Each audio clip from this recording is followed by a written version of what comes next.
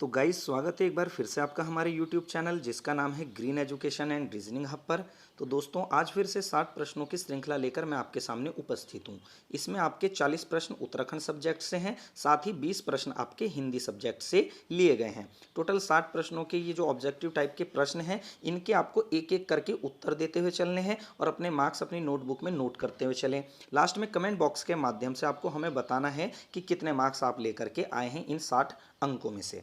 तो दोस्तों अगर आप हमारे चैनल से भी नए नए जुड़े हैं तो इस चैनल को सब्सक्राइब करना ना भूलें। साथ ही बगल में बेल आइकन का बटन भी होगा, उसको भी आप प्रेस कर लें ताकि आगे आने वाली वीडियो की नोटिफिकेशन आपको हमारी समय समय पर मिलती रहे। और इस चैनल को अपने दोस्तों के साथ भी ज़्यादा से ज़्यादा शेयर करें। ठीक है दोस्तों, तो चलिए शुरू करते हैं। आज के जो 60 प्रश्न हैं हमारे, पहले उत्तराखंड विषय से संबंधित प्रश्न देखते हैं। पहला प्रश्न देखिए दोस्तों, उत्तराखंड शोध संस्थान की स्थापना किसने की? चलिए इंतजार कर लेते हैं, जल्दी से जवाब दीजिए। उत्तराखंड शोध संस्थान की स्थापना किसने की? तो दोस्तों इसका सही जवाब हो जाएगा आपका गिरिराज शाह। ठीक है, चलिए दूसरे प्रश्न की तरफ। निम्नलिखित में से कौन सी बोली पश्चिमी कुमाऊनी वर्ग में शामिल नहीं है? पहचानिए, उस बोली की पहचान करनी है जो पश्चिमी कुमाऊनी वर्ग में शामिल नहीं है। 3 शामिल होंगी, एक नहीं होगी। तो गाइज इसका सही जवाब हो जाएगा सौर्याली। चलिए तीसरे प्रश्न की तरफ बढ़ते हैं। भारत का भाषा सर्वेक्षण पुस्तक किसने लिखी है? तो भारत का भाषा सर्वेक्षण पुस्तक किसने लिखी है? तो चलिए इसका भी जवाब दे देते हैं, पंडित ग्रियर्सन। चौथे प्रश्न की तरफ बढ़ते हैं गाइज। अल्मोड़ा छावनी की स्थापना 1815 में किसके द्वारा की गई थी? ऑप्शन है आपके एडवर्ड गार्डनर द्वारा, मिस्टर ट्रेल द्वारा, रैमजे द्वारा, हॉलेसवर्थ द्वारा। तो इसका सही जवाब दीजिए दोस्तों। इसका सही जवाब हो जाएगा आपका, उम्मीद करता हूं कर लिया होगा, ए ऑप्शन। चलिए पांचवें प्रश्न की तरफ बढ़ते हैं। वीर चंद्र सिंह गढ़वाली कितने समय तक जेल में रहे? तो इन्होंने अपना कितना समय जेल में काटा है उसका सही जवाब आपको देना है। ऑप्शन आपके सामने चारों हैं, जल्दी से जवाब दे दीजिए। चलिए इसका सही जवाब हम बता देते हैं आपको, 11 वर्ष 3 महीने 18 दिन। कितना? 11 वर्ष 3 महीने 18 दिन, यानी बी ऑप्शन। चलिए छठे प्रश्न की तरफ बढ़ते हैं। कुमाऊं रेजिमेंट पर किस वर्ष डाक टिकट जारी किया गया था? 1988, 2012, 2017, इनमें से कोई नहीं। जल्दी से जवाब दीजिए। चलिए मैं बता देता हूं इसका सही जवाब, 1988 में कुमाऊं रेजिमेंट पर डाक टिकट जारी किया गया था और गढ़वाल रेजिमेंट पर 2012 में पहला डाक टिकट जारी हुआ और 2017 में दूसरा 5 रुपए का डाक टिकट जारी किया गया है। चलिए सातवें प्रश्न की तरफ बढ़ते हैं। निम्नलिखित में से किस कुमाऊं बटालियन को वीरों में से वीर की संज्ञा दी गई है? 13वीं, 14वीं, 12वीं या 18वीं? तो दोस्तों आपको इसका सही जवाब देना है, जल्दी से जवाब दीजिए। उम्मीद करता हूं आपने ये कर लिया होगा। चलिए हम आपको इसका जवाब बता देते हैं, इसका आंसर है 13वीं। चलिए आठवें प्रश्न की तरफ बढ़ते हैं। इनमें से उस नाम की पहचान कीजिए जिसे पद्मश्री नहीं मिला है। तो दोस्तों 3 को पद्मश्री मिला है और 1 को नहीं मिला होगा। आपको उस नाम की पहचान करनी है, तो जल्दी से पहचान कीजिए। ऑप्शन आपके सामने है, तो चलिए दे देता हूं मैं इसका जवाब। इसका आंसर है दयानंद सरस्वती, इनको पद्म भूषण मिला है दोस्तों। चलिए आठवें प्रश्न के बाद 9वें प्रश्न की तरफ बढ़ते हैं। 9वां प्रश्न है आपका ये, जागर गायिका बसंती बिष्ट को किस वर्ष पद्मश्री पुरस्कार से सम्मानित किया गया था? तो जवाब दीजिए, ऑप्शन आपके सामने है चारों दोस्तों। तो इसका सही जवाब हो जाएगा 2017। चलिए अगले प्रश्न की तरफ बढ़ते हैं। हरदयाल सिंह का संबंध किस खेल से है? तो दोस्तों आपको हरदयाल सिंह का संबंध बताना है कि किस खेल से संबंधित है ये प्लेयर। ठीक है, चलिए इसका सही जवाब बता देते हैं आपको। इसका सही जवाब होगा बच्चों हॉकी से। ठीक है, चलिए 11वें प्रश्न की तरफ बढ़ते हैं। वर्ष 2010 का उत्कृष्ट विधायक पुरस्कार किसे मिला? तो सभी बच्चे कर लेंगे, आप जानते रहिए 2008 से उत्कृष्ट विधायक पुरस्कार मिलना शुरू हुए थे, जो कि 2013 तक लगातार मिलते रहे। उसके बाद ये मिलना बंद हो गए थे। लेकिन इसमें आपको बताना है 2010 का उत्कृष्ट विधायक पुरस्कार का सम्मान किसे मिला है, किसे प्राप्त हुआ है? तो ये आपका सही जवाब हो जाएगा ठाकुर जोध सिंह गुनसोल। चलिए 12वें प्रश्न की तरफ बढ़ते हैं। वर्ष 2016 के लिए उत्तराखंड लाइफटाइम अचीवमेंट अवार्ड से किसे सम्मानित किया गया था? ऑप्शन आपके सामने 4 हैं, इसमें से सही जवाब आपको देना है। तो चलिए गाइज इसका सही जवाब आपको बता देते हैं। इसका सही जवाब है राजेंद्र रावत। और साथ ही कमेंट बॉक्स के माध्यम से इस प्रश्न से आपको ये जवाब मुझे देना है कि भैया ये जो राजेंद्र रावत है ये किस खेल से संबंधित है। तो कमेंट बॉक्स के माध्यम से इसका जवाब जरूर दें आप लोग। चलिए 13वें प्रश्न की तरफ बढ़ते हैं। 1994 में गंगा नदी में हरिद्वार से कलकत्ता तक 2500 किलोमीटर लंबे नौका अभियान का नेतृत्व किसने किया था। ऑप्शन आपके सामने है, जयदेव बिष्ट, तानशी व नुंगशी, बछेंद्री पाल, कैप्टन पुरुष प्रधान। तो गाइज इसका सही जवाब हो जाएगा आपका Bachendri Pal. Very very important प्रश्न। चलिए 14वें प्रश्न की तरफ बढ़ते हैं। निम्नलिखित जनपदों को उनके जनघनत्व के घटता क्रम यानी ज्यादा से कम की ओर में स्थापित करना, यानी सबसे ज्यादा आपका जनघनत्व कहाँ है, सबसे पहले पर वो नंबर आएगा, उसके बाद आपको इसमें नंबरिंग करनी है क्रम से। चलिए कीजिए नंबरिंग, फिर हम आपको जवाब देते हैं इसका। तो चलिए गाइज जवाब देने का समय आ गया है। इसमें पहले नंबर पर है ऊधम सिंह नगर, ठीक है। दूसरे नंबर पर नैनीताल जिसका घनत्व है 225, ठीक है। तीसरे नंबर पर आपका आ जाएगा बच्चों टिहरी, ठीक है। और चौथे पर आ जाएगा आपका रुद्रप्रयाग जनपद। रुद्रप्रयाग जनपद का जनघनत्व 122 है सिर्फ, टिहरी का 170 है और ऊधम सिंह नगर का आई थिंक 649 है, ठीक है दोस्तों। इसको जरूर देख लें आप सवाल को। इस तरह के सवाल आपके नायब तहसीलदार जैसी और पीसीएस जैसी परीक्षाओं में बनने की प्रबल संभावनाएं हैं। चलिए बढ़ते हैं अगले प्रश्न की तरफ। 15वां प्रश्न है आपका, उत्तराखंड की स्वास्थ्य एवं जनसंख्या नीति कब लागू की गई थी, ठीक है। तो यह है आपके 7 फरवरी 2003, 8 फरवरी 2003, 3 फरवरी 2003, इनमें से कोई नहीं। तो गाइज दीजिए इसका सही जवाब, आप लोग जल्दी से दीजिए जवाब।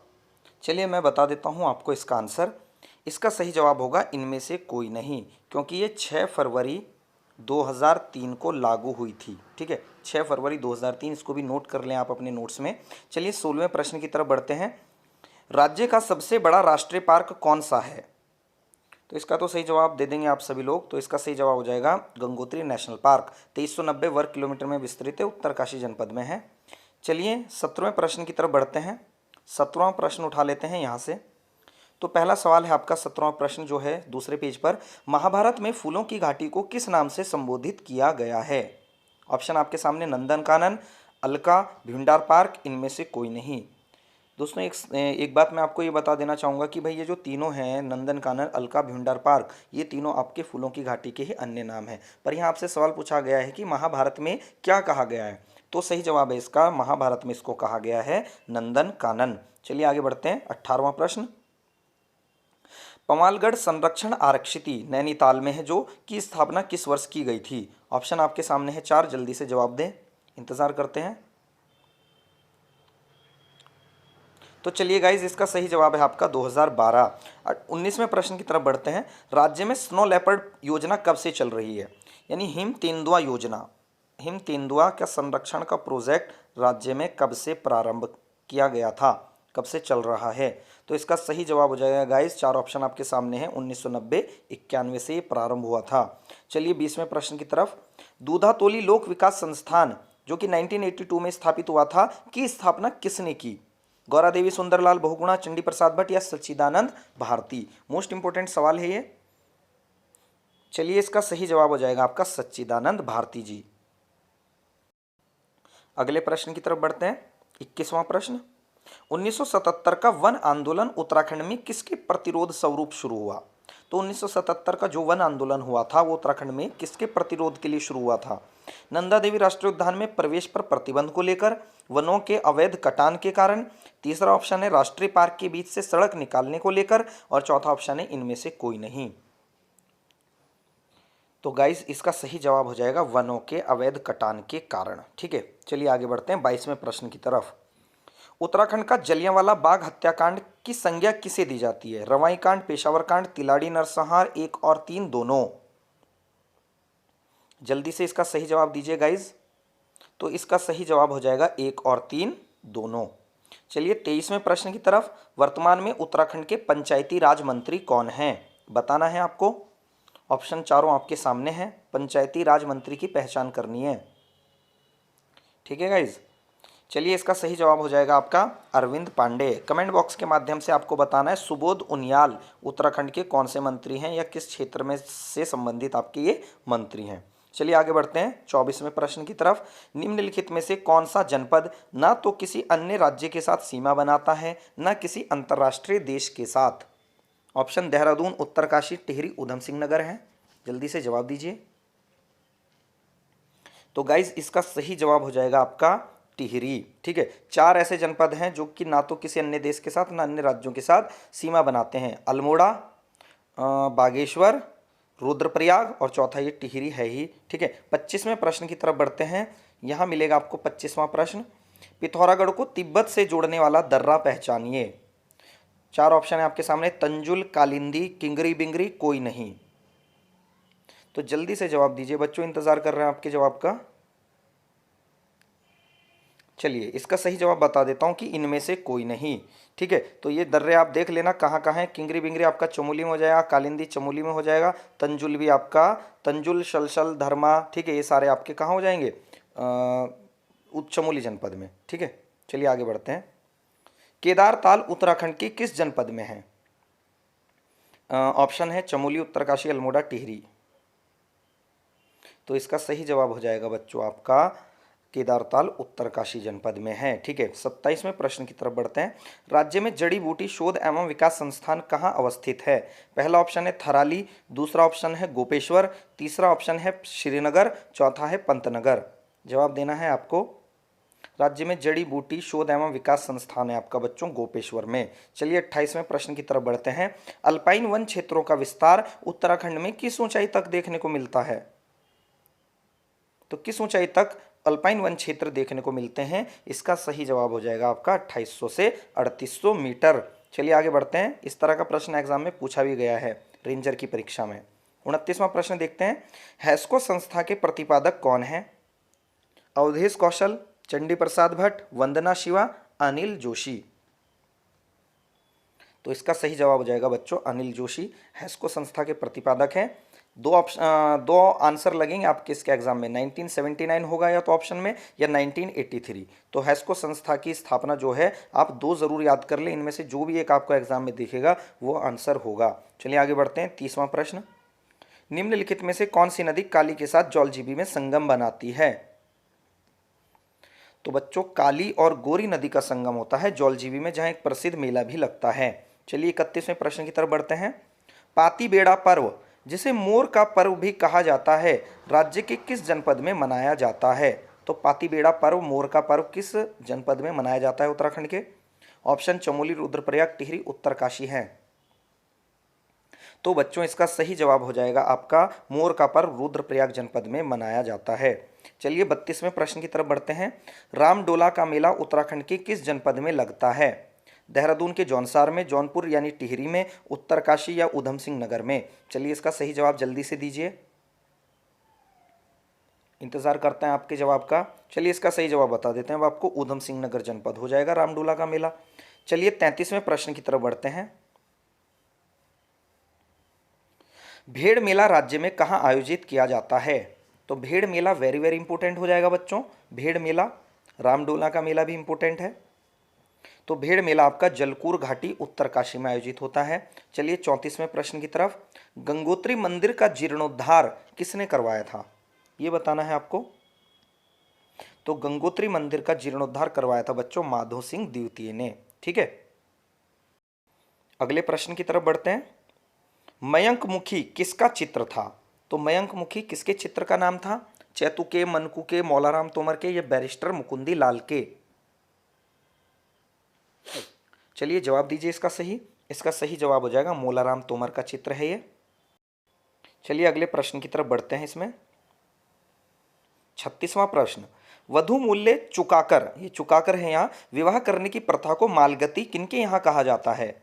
तो वधु मूल्य चुकाकर विवाह करने की प्रथा को मालगति कहा जाता है बच्चों बोक्साओं के यहाँ। ठीक है, बोक्साओं के यहाँ कहा जाता है मालगति। चलिए आगे बढ़ते हैं। 37वां प्रश्न। राज्य में अनुसूचित जनजाति का लिंगानुपात कितना है। तो अनुसूचित जनजाति का लिंगानुपात पहचानना है आपको। 936, 963, 922, 890। तो इसका सही जवाब हो जाएगा बच्चों 963। अनुसूचित जनजाति का 963 है और अनुसूचित जाति का 936 है। चलिए आगे बढ़ते हैं 38वें प्रश्न पर। बद्रीनाथ केदारनाथ सड़क मार्ग का निर्माण किस अंग्रेज कमिश्नर ने करवाया था? तो बद्रीनाथ केदारनाथ सड़क मार्ग का निर्माण करवाया था बच्चों आपका ट्रेल ने। ठीक है, ध्यान रखना, ट्रेल ने बहुत काम किए हैं उत्तराखंड में, ट्रेल और रैमजे ने। चलिए आगे बढ़ते हैं 39वां प्रश्न है आपका, चाय किस जलवायु की फसल है? तो चाय किस जलवायु की फसल है? शीतोष्ण, उष्ण, उष्ण एवं आर्द्र, इनमें से कोई नहीं। तो इसमें उष्ण एवं आर्द्र आपका सही जवाब हो जाएगा। 40वां प्रश्न देखिए, ऑर्गेनिक सर्टिफिकेशन एजेंसी का गठन कब किया गया? तो ऑर्गेनिक सर्टिफिकेशन एजेंसी आपको बता दूं कि राज्य में कृषि से संबंधित क्रियाकलापों का विवरण करती है, बीज वगैरह को सर्टिफाइड करती है। तो इसका बताना है आपको जवाब सही। तो इसका सही जवाब हो जाएगा बच्चों 2006 में। ये भी इंपॉर्टेंट प्रश्न है आपका। चलिए अब चलते हैं हिंदी में। ठीक है, हिंदी का पहला प्रश्न लेते हैं। 41वां प्रश्न होगा जो कि पर्यावरण का सही संधि विच्छेद क्या होगा? तो आपको पहचानना है पर्यावरण का संधि विच्छेद। तो दोस्तों इसका सही जवाब हो जाएगा परिधन आवरण, यानी डी। चलिए आगे बढ़ते हैं। श्री गणेश का विलोम शब्द क्या होगा? तो विनाश, इतिश्री, श्री राधा, आदि गणेश, इसमें से जवाब देना है आपको। इसका सही जवाब हो जाएगा मित्रों आपका इतिश्री। ठीक है, चलिए 43वें प्रश्न की तरफ बढ़ते हैं। निम्न में बताइए कि कौन या किस शब्द में द्वित्व व्यंजन है? द्वित्व व्यंजन की पहचान करनी है, ऐसा शब्द पहचानना है जिसमें द्वित्व व्यंजन हो। पुनः, उत्साह, इलाहाबाद, दिल्ली। तो इसका सही जवाब हो जाएगा दोस्तों दिल्ली। ठीक है, जहाँ ला, ला, ता इस तरह के शब्द देखने को मिले वो द्वित्व व्यंजन के उदाहरण होते हैं। चलिए 44वें प्रश्न की तरफ बढ़ते हैं। सिर तोड़ में कौन सा समास है? करण तत्पुरुष, अपादान तत्पुरुष, संप्रदान तत्पुरुष या कर्म तत्पुरुष? इसके लिए थोड़ा सा समय देते हैं, सोचिए आराम से और मारिए जवाब जल्दी से। तो दोस्तों चलिए इसका सही जवाब देने का समय आ गया है। इसका है कर्म तत्पुरुष, यानी सिर को तोड़ने वाला। तो कर्म तत्पुरुष, कर्ता ने कर्म को किस में आ जाएगा? कर्म में। ठीक है, चलिए आगे बढ़ते हैं। निम्न में से अल्प प्राण वर्ण कौन से हैं? तो आ, फा, भा, का, गा और था, धा। इसमें से सही जवाब देना है। चलिए मैं दे देता हूं सही जवाब, आपने भी दे लिया होगा क्योंकि आसान सा प्रश्न है ये तो, का और गा। ठीक है, चलिए 46वें प्रश्न की तरफ बढ़ते हैं। इनमें से कौन सा शब्द अशुद्ध है? तो कौन सा शब्द अशुद्ध है? तो सही नजर आ रहा होगा आपको, पुण्य। ठीक है, चलिए आगे बढ़ते हैं 47वां प्रश्न। अनुनासिक व्यंजन कौन से होते हैं? तो आपके सामने ऑप्शन है 4। तो अनुनासिक व्यंजन हो जाएंगे बच्चों आपके वर्ग के पंचमाक्षर। ठीक है, वर्ग के जो पंचमाक्षर होते हैं जैसे का, खा, गा, घा, डा, तो डा जो हो गया वो आपका अनुनासिक के व्यंजन का उदाहरण हो गया। इसी तरह से चा, छा, जा, झा, अणा, तो अणा जो होता है वो आपका किस में आ जाता है? अनुनासिक के व्यंजन में। चलिए आगे बढ़ते हैं। जो पहले कभी ना हुआ हो, 48वां प्रश्न, उसके लिए एक शब्द बताना है आपको जो पहले कभी ना हुआ हो। तो इसका सही जवाब हो जाएगा बच्चों अभूतपूर्व। 49 प्रश्न की तरफ। आंखों पर चढ़ना मुहावरे का सही अर्थ क्या होगा? 4 ऑप्शन है आपके सामने। सरेआम धोखा देना, पसंद आ जाना, बेशर्म होना, अत्यधिक क्रोध होना। तो इसका सही जवाब हो जाएगा बच्चों पसंद आ जाना। आंखों पर चढ़ना यानी पसंद आ जाना। चलिए 50वें प्रश्न की तरफ बढ़ते हैं। गुणवाचक विशेषण का उदाहरण नहीं है। तो इनमें से गुणवाचक विशेषण का उदाहरण नहीं होगा, उसको पहचानना है आपको। तो गुणवाचक विशेषण का उदाहरण स्पष्ट नजर आ रहा है कि भीतरी नहीं होगा। चलिए 51वें प्रश्न की तरफ बढ़ते हैं। चरण कमल बंदो हरिराई, इस पंक्ति में कौन सा अलंकार है? तो इस सवाल तो रिपीटिंग है, ग्रुप सी ने कई बार ये बनाया भी है, यूके ट्रिपल एससी के एग्जाम में देखने को मिला है। तो इसका सही जवाब हो जाएगा रूपक। चलिए आगे बढ़ते हैं। मगही किस भाषा की उपबोली है? मगही, तो बताना है आपको मगही। ठीक है, इसका सही जवाब हो जाएगा बच्चों आपका बिहारी। ठीक है, बिहारी उपभाषा की, यह भाषा की ये उपबोली है। ठीक है, चलिए आगे बढ़ते हैं, अगले प्रश्न की तरफ बढ़ते हैं। ये बच्चों ये जो दक्षिणी है ना, दक्षिणी, ये इधर उठ करके इधर रखना है आपको 53वें की तरफ। ठीक है, तो ये पूरा प्रश्न हो जाएगा दक्षिणी भारत में हिंदी प्रचार सभा का मुख्यालय कहाँ पर स्थित है? तो जवाब दीजिए इसका। मैसूर, मद्रास, बंगलौर या आपका हैदराबाद, इसमें से एक आंसर है आपका। तो चलिए इसका जवाब भी बताने का समय आ गया है। इसका सही जवाब हो जाएगा बच्चों आपका मद्रास। ठीक है, मद्रास इसका सही आंसर हो जाएगा। ठीक है, मद्रास यानी आज का चेन्नई। चलिए आगे बढ़ते हैं 54वें प्रश्न की तरफ। क्या हो रहा है बार बार? चलिए 54वें प्रश्न की तरफ ये बढ़ते हैं आगे।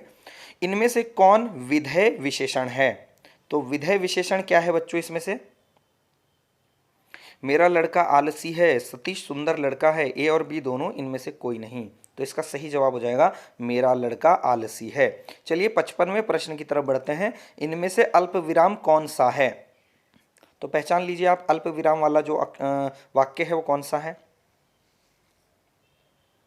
इसका सही जवाब हो जाएगा वह रोज आता है। चलिए 56वें प्रश्न की तरफ। तो इसमें आपको बताना है कि खटमल शब्द क्या है, पुल्लिंग है, स्त्रीलिंग है, उभयलिंग है या इनमें से कोई नहीं। इसका सही जवाब दीजिए 56वें प्रश्न का। तो चलिए मैं बता देता हूँ, पुल्लिंग हो जाएगा इसका सही जवाब। चलिए आगे बढ़ते हैं 57वें प्रश्न की तरफ।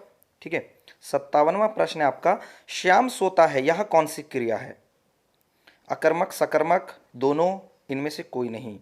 तो इसका सही जवाब हो जाएगा बच्चों ये अकर्मक क्रिया है। हमें क्या और किसको प्रश्न करना होता है अगर कोई सवाल इस तरह का आता है? तो जवाब देख लेना, अगर मिलता है तो आपका सकर्मक, वरना अकर्मक हो जाती है क्रिया। एक और अजगर ही लखी, एक और मृगराज, विकल बटो ही बीच ही परियों मूर्छा खाए, इन पंक्तियों में कौन सा रस है? शांत, श्रृंगार, करुण, हास्य। इसमें हास्य को हटा करके बच्चों एक ऑप्शन आप डाल लीजिए भयानक। अब दीजिए इसका जवाब, सही जवाब क्या होगा? ये ऑप्शन गलत है, इसमें हास्य तो हो ही नहीं सकता ना, क्योंकि वो स्पष्ट समझ में आ रहा है क्या कहना चाह रहा है। तो चलिए इसका सही जवाब हो जाएगा बच्चों भयानक ही इसका सही आंसर हो जाएगा। ठीक है, चलिए 59वें प्रश्न की तरफ बढ़ते हैं। 59वां प्रश्न क्या कहता है आपका, संज्ञा के कितने भेद हैं? तो संज्ञा के भेद तो सभी बता देंगे, इसका मुझे जवाब देने की लगता है आवश्यकता भी नहीं है, पर फिर भी 5 हैं। चलिए लास्ट प्रश्न की तरफ बढ़ते हैं, 60वां प्रश्न। इनमें से हवा का पर्यायवाची कौन सा है? धीर, तनुज, बयार, नाराज। तो इसका सही जवाब हो जाएगा बच्चों बयार। ठीक है, तो इस तरह से ये 60 प्रश्न आज के आपके पूरे होते हैं दोस्तों। आपको सिर्फ जवाब देना है कि भाई आपने कितने प्रश्न सॉल्व किए हैं। आपको जवाब कैसे देना होता है इसको समझ लीजिए। जैसे आपने 60 प्रश्न किए हैं तो आपको सही कितने किए हैं? मान लिया आपने 40 प्रश्न सही किए हैं और 12 प्रश्न आपके कर दिए गलत, तो 40 प्रश्न आपके सही नहीं माने जाएंगे पूरे, यानी नंबर आपके 40 नहीं आएंगे, बल्कि 12 यानी आपके 3 नंबर माइनस हो जाएंगे इसमें से, यानी आपके सही प्रश्नों की संख्या हो गई 37। तो आपको इस तरह से जवाब देना है, काट करके बताने कि कितने सवाल आपके सही हुए हैं, कितने अंक आ रहे हैं आपके पेपर के अंदर। तो गाइज इस प्रश्न पत्र को ज़्यादा से ज़्यादा लोगों तक शेयर करें ताकि बच्चों को फ़ायदा मिल सके आने वाले एग्जाम में। तो इसी प्रकार के वीडियोस के लिए हमारे साथ जुड़े रहिए, हमारे चैनल को सब्सक्राइब करें और साथ ही लोगों को भी सब्सक्राइब करने के लिए प्रेरित करें। धन्यवाद। आज के लिए इस वीडियो में इतना ही, मिलते हैं अगले लेक्चर में।